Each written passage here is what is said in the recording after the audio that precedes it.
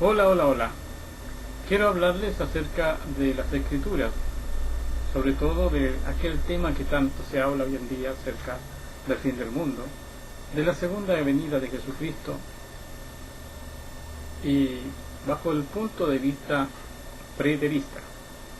El preterismo es una escuela escatológica que nos habla de los acontecimientos ocurridos en el pasado, ya que preterismo viene de pretérito y pretérito significa pasado, o sea, las cosas para nosotros ya ocurrieron y las encontramos en la primera generación apostólica. La primera generación es también la última generación del reino judío.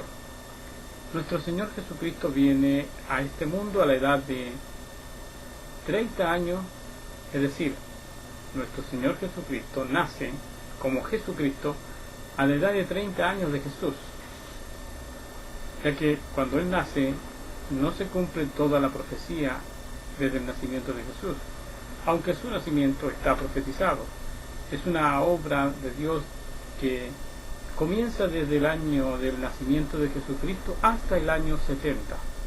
Estos 70 años yo los puedo llamar tiempo de la consumación. Dentro de estos 70 años que van desde el año del nacimiento de Jesús hasta el año 70, que es la destrucción de Jerusalén, la caída del templo, donde no quedó piedra sobre piedra, todo fue destruido. Pues de esos 70 años nosotros comenzamos a observar el cumplimiento de las profecías fundamentales, las más grandes, las más importantes de toda la Escritura. Comienzan desde el año 30 o el año 29, el año 15 de Tiberio César, en el río del Jordán, cuando Juan el Bautista estaba bautizando. Allí fue bautizado Jesús, y cuando el cielo se abre, se oye una voz que dice: este es mi Hijo amado en quien tengo contentamiento. Entonces esto da testimonio de que ese que está siendo bautizado por Juan, llamado Jesús, es el ungido de Dios, es el escogido de Dios, es el que va a ser Rey de Reyes, Señor de Señores, el que va a hacer una obra de redención para toda la humanidad, comenzando por esa nación llamada la nación de Israel, de los cuales los más importantes eran el reino judío, porque de ahí venía David, y se suponía que Jesucristo iba a salir de la descendencia de David. Por lo tanto, todos los acontecimientos que estaban anunciados por los profetas tendrían que ocurrir en un escenario. El escenario entonces es la Tierra Santa, y la Tierra Santa tenía una tierra muy especial, una capital, un centro, una metrópoli, el cual es Jerusalén, la ciudad amada de Dios. Ese es el territorio en el cual se han de suceder y han de acontecer todas las cosas, o el cumplimiento de todas las cosas que están en el Antiguo Testamento, en las profecías. La ley y los profetas solo hablan de este advenimiento del reino de Dios, que por supuesto el Rey es Jesucristo. Por lo tanto, una vez manifestado Jesucristo en esta tierra, en el Jordán, se puede decir que todas las cosas comienzan a cumplirse a partir del bautismo de Jesús. Cuando terminan es el cuestionamiento que se hacen los teólogos hasta el día de hoy.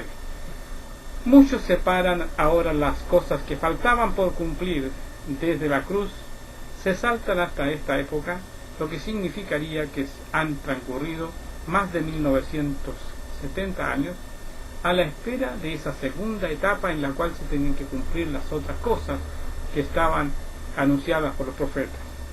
Pero es Jesucristo mismo el que le pone un margen de tiempo a estas cosas.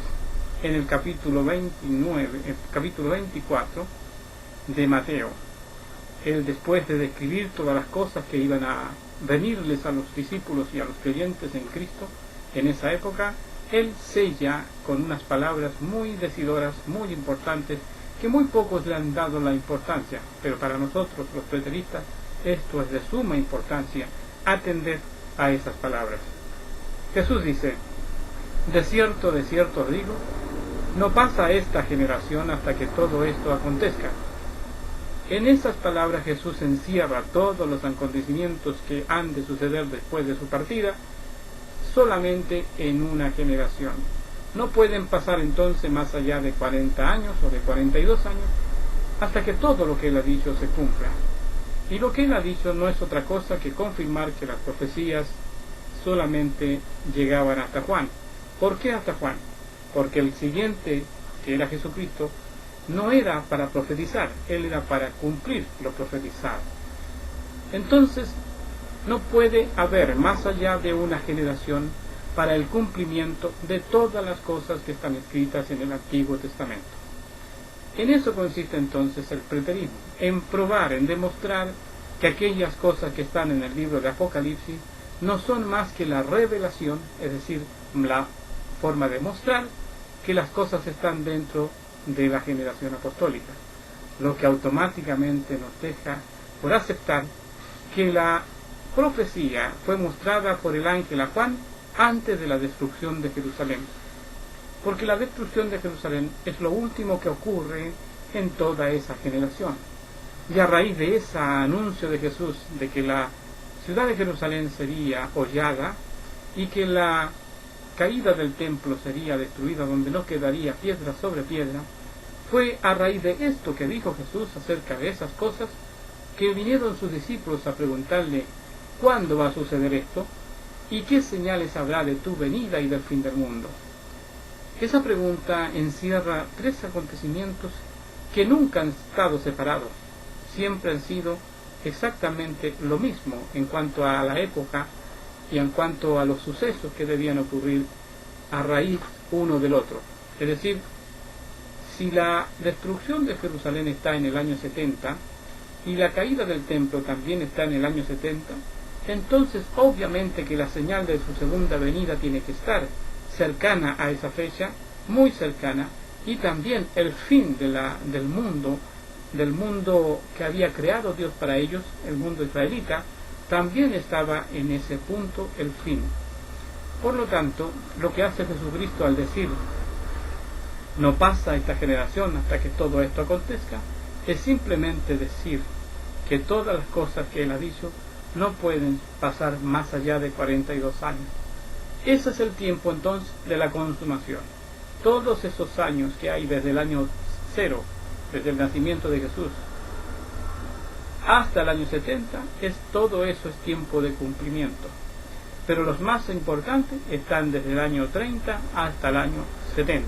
Por lo tanto, puedo confirmar entonces a través de lo que he entendido a través de la Escritura, que el tiempo de la consumación son solamente 40 años, desde el bautismo de Jesús hasta el año 70.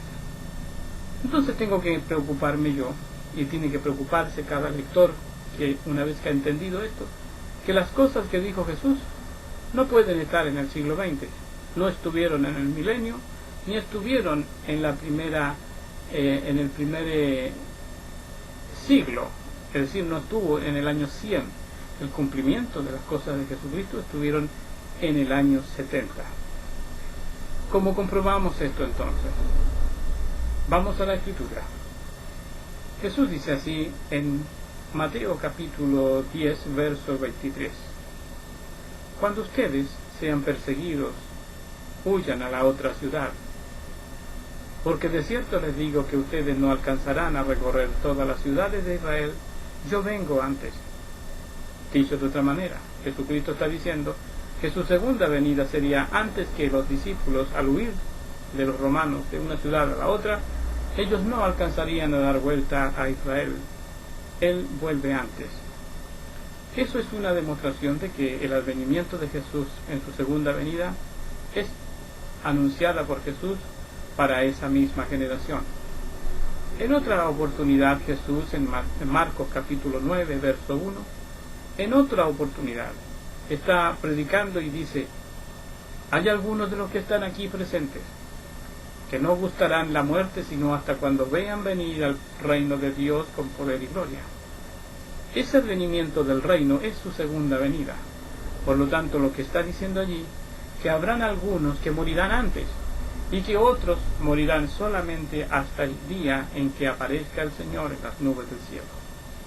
Esto lo relacionamos con lo que dice el apóstol Pablo en Primera de Tesalonicenses capítulo 4, versos 16 y 17.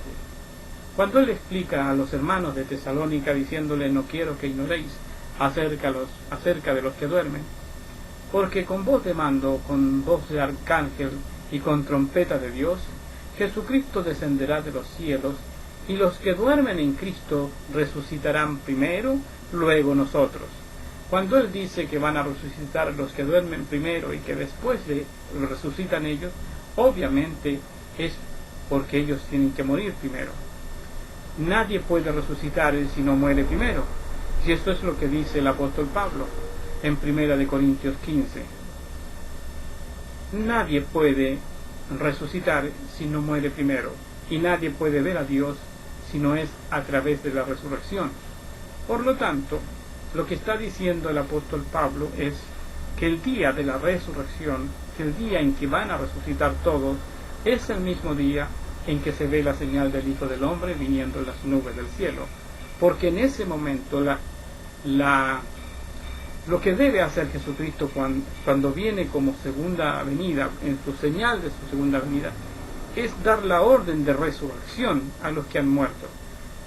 Resucitan primero los que estaban debajo de la tierra, los que habían dormido en Cristo, es decir, los que antes de esta tribulación, o de esta matanza, o de esta guerra que se produce, poco antes de la destrucción de Jerusalén, resucitan primero los que han bajado al Seol.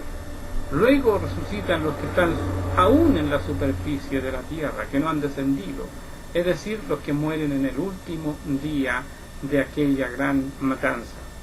Porque hay que entender que de todas maneras, para que exista una resurrección, tiene que haber una gran matanza, una gran catástrofe, y la catástrofe final que describe Jesucristo sobre los judíos es una guerra que dice Jesús que no había habido nunca antes, ni hasta esa hora, es decir, solamente en ese momento, en esa generación, se mostraría, y que después de eso nunca habría en ese lugar, en esa tierra. No está hablando del mundo entero, no está hablando de una ciudad pagana, sino que está hablando de la ciudad de Jerusalén. Por eso es que Jesús lloró ante la ciudad de Jerusalén, cuando él dice: Jerusalén, Jerusalén, que matas a los profetas y a los que te son enviados. Allí Jesús lloró por lo que venía sobre la ciudad de Jerusalén unos años más tarde. Y se trataba de que los gentiles, en ese caso eran los romanos, que eran el cuarto reino después del de Nabucodonosor, terminaría por desmenuzar todo el barro. Aquella figura que está en el libro de Daniel, en el capítulo 2, que tiene cabeza de oro, que tiene brazos de plata, que tiene muslos de bronce, cuyas piernas son de barro, y los pies cuyas piernas son de hierro, y los pies de hierro con barro, representaban a esos cuatro grandes imperios que poco a poco iban matando al pueblo de Israel, hasta que vino el imperio de hierro, que es Roma, y completa toda esta matanza de judíos y de israelitas por todo el mundo. Aquello ocurre principalmente en la ciudad de Jerusalén entre el año 67 y 70, que son 3 años y medio. Lo que dice el libro de Apocalipsis en el capítulo 11 es que son 1260 días. Eso es lo que revela el libro de Apocalipsis. Esto es lo que los profetas venían anunciando: el fin del reino de Israel, el fin del mundo. Ya no habría más mundo para el pueblo de Israel, ya no existirían más los israelitas hasta esa época solamente, pues de ahí en adelante los gentiles se apoderarían de lo que Dios había dado antes como reino a los judíos o a los israelitas.